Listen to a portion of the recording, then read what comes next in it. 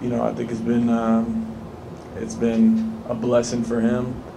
It's been very cool as being just recruiting wise. We kind of got recruited together a little bit, and to be able to be someone who was a part of bringing him here. It was cool to see him do all he did his freshman year. He went into a little lull. I think his body was a little beat up, and then I think mentally it took a toll on him. So he stepped up in a huge role this year of really being a leader. And I've kind of seen him really take that big leap of being one of the guys on this team that everybody looks up to, and one of those guys that any day that we're out on the field, whether it's game or practice or in the film room, he sets the standard of how the day is going to go. So it's been very cool. It's awesome to see him have some success, and I'm looking forward to just seeing him grow. And guys like him are reason why I play this game. Is because just to see the passion and the love that he has for the game, it fuels me on game day as well. So I play for guys like that. We asked Coach a few minutes ago about AJ McCollum, the season that he had as a quarterback-center relationship, how he assists his performance. I think he's one of the guys that has just gotten better each week. I think it's how our offensive line has been. They've gotten really good. Last week I thought they did a really good job of keeping the pocket clean, and with a couple routes being, hung up and being a little dirty, then it looks like, you take a sack or something here and there. And sometimes the smart play is to take a sack and not put the ball in jeopardy and force something. So, I think they've done a really good job. AJ's been, he has to be the leader of the offensive line, just for the sake of knowing what calls are and how to call everything. And I think we've gotten to be on the same page about pretty much everything. So, Coach Graham talked a lot about the red zone offense and the impact it had on the result of the UCLA game. What did you see from you guys, especially in that second half? You get down there, and then there's a lot of situations where we're going fast. There's the case where we got first and goal, you get 7, you're like, okay, let's go fast again. They stem to a certain look, and we're running basically same play or whatever.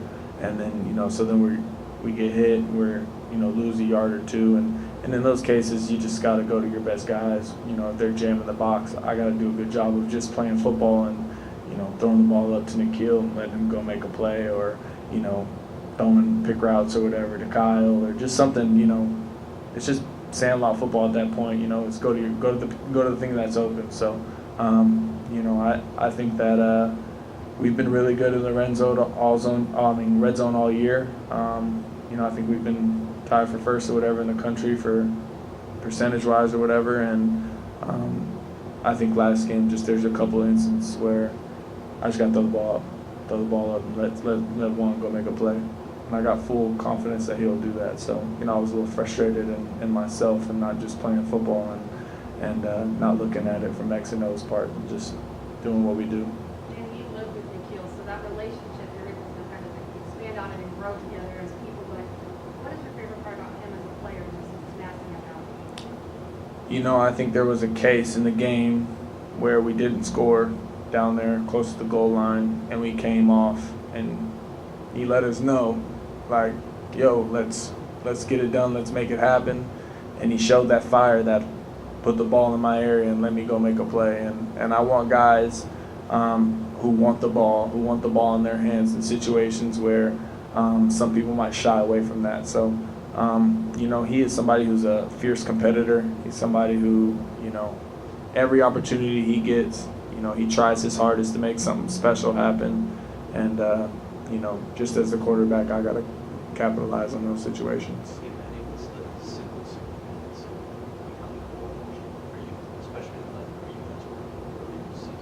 Well, as I said earlier, it's guys like DeMario, Kalen, guys on defense who have been here for 4 or 5, AJ Latu, and, guys who have just been here, and they've been here for guys I came in with for 4 years now, and guys that are redshirt seniors. This is their 5th year. They've invested so much in this program and put so much sweat on the field, blood on the field. They've been hurt. They've been mentally hurt. They've had so much invested in this program that it's important to me to give the best experience to them as possible. And we're going to do that. We're going to have an opportunity. We will get to where we need to be to get to a bowl game.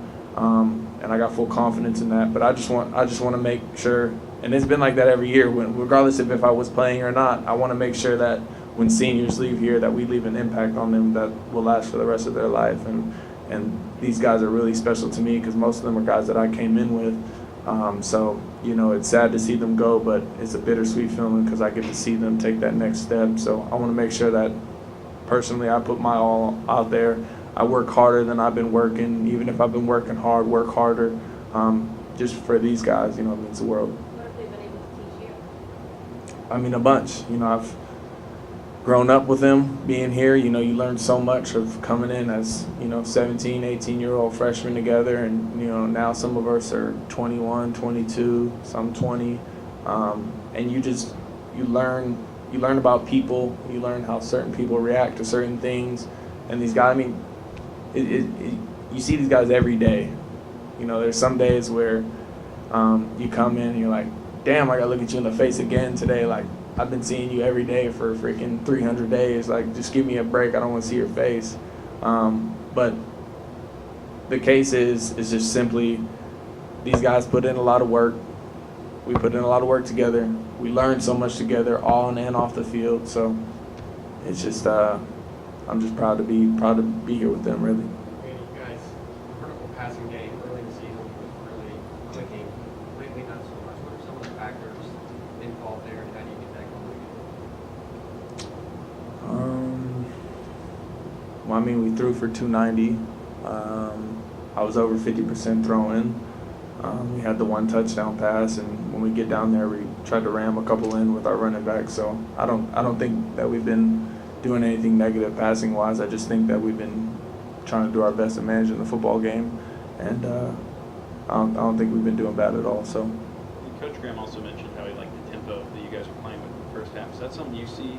And how important is it for you guys to play with that kind of speed on offense? You know, you see how much it affected UCLA at the beginning of the game. You know, you get up early, 14-0, and then the pick is just it's devastating. It's a devastating thing to happen, but it happened. So you got to bounce back from it. I think they ended up taking the lead. I'm pretty sure 21-14 or something like that. And we get a chance to come down, or 21-20 or something like that. And we got the chance to come down. We got up again. We got ourselves in a position to push that momentum, get some more momentum. We missed a field goal right before half. You know, it's just a couple things didn't go our way. It's just the nature of the game. You win some, you lose some, and obviously that was one that we should have won that football game, and I take full accountability for that. So, beating the quarterback, how much is the responsibility on you to kind of get the offense clicking like that? That's everything. You know, it's my job to, when I get a call in from the sideline or whatever, and we're running a certain tempo play, it's my job to, you know, yell at them, let's go, let's go, let's go, let's go, let's go. And you know, I think we did a really good job of that. And you know, you can't go so fast to the point where your defense is always on the field. You know, when defense is always on the field and then they get tired and then we go down and score 3 plays and then they're back on the field, you know, then they're gassed. Then, you know, it causes people to miss assignments and because they're fatigued and all that stuff. So you got to mix and match both, you know, find the fine tune of it, and find the fine line of it, and just play ball really. So.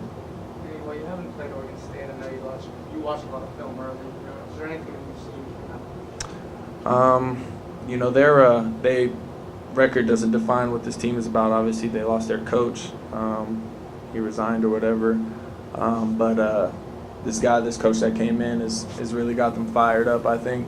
You know, playing for something that's bigger than them, playing for the university, playing for the group of players that are out there, for those seniors, really. So, you know, they lost a really close game to Colorado, came down the last drive. They lost, if they don't fumble against Stanford, they win that game. And, you know, I just think that this team is one of those teams that you can't take them lightly based off what their record looks like, because they've done some really good things on the field. So, you know, obviously they've lost their 2 starting cornerbacks, so they have, you know, a couple guys out there that one guy was a running back at the beginning of the season, and they lost those 2 guys, so they got to bring some other guys in that they weren't expecting to play. So, I think they're pretty athletic. You know, they do a lot of stemming, a lot of switching. You know, they don't have one base defense. They switch around a lot. So I'm excited to play them. One more question. Against UCLA, you guys ran the ball just about half as much in the second half as you did in the first half. Was that like a stamina thing, I guess, with the running backs or fatigue, or was that more of UCLA's adjustments in the second half? This is what we chose to do. Really, just simply what we chose to do. Thank you, Manny. Thanks, man.